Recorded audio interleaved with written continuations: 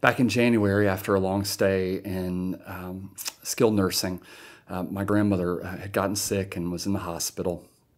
I got a call on the second day that we were there that my aunt, who was only 65, but had severe arthritis and was also in assisted living right across the street from my grandmother, that my aunt had really, she had fallen unresponsive and was being taken to the emergency room.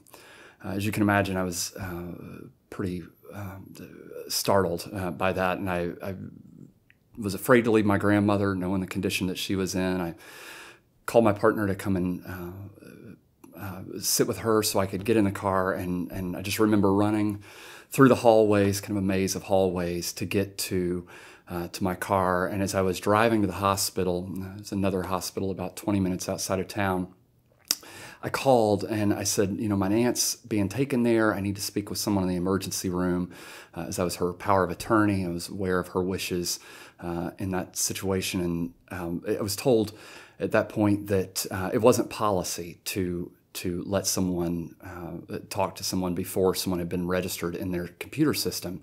Well, I knew my aunt had to be there, so I floored it even harder to try to get there as quickly as I could.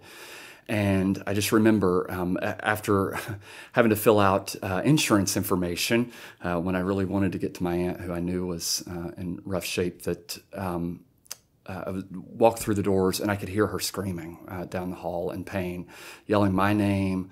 And as I turned the corner, the sight that day just sticks in my mind. The pain that she was in.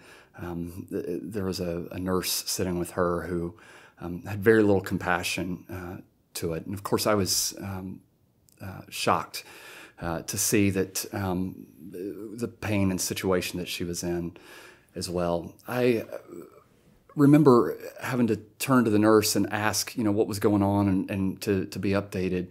And as he updated me, he told me that they had given her something to counteract opioids. She took pain medication for her pain, and that opioid blocker essentially blocked any opioids in her system. So she was probably in the worst pain of her life at that point. And even though she was awake, she was dying. She had congestive heart failure.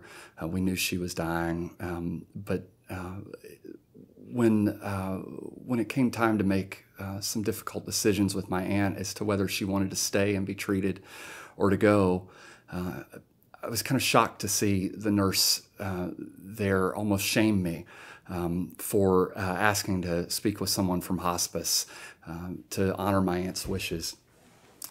And I'll say that after hospice came, we were able to get her discharged pretty quickly, and partly because I was willing to advocate for her. We were back at her apartment, and it was almost 10 hours later or so, and she passed away.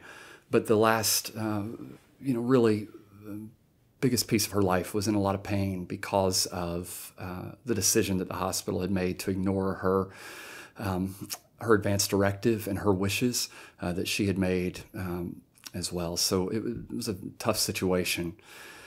The reason I share that, is, I hope I can honor my aunt's struggle, but also a lot of other folks who've had bad experiences in healthcare. But also to illustrate the power of story, and also recognizing that you can't measure the pain or the challenge that a situation like the one that I experienced caused, or the damage that could be done by someone sharing their story publicly.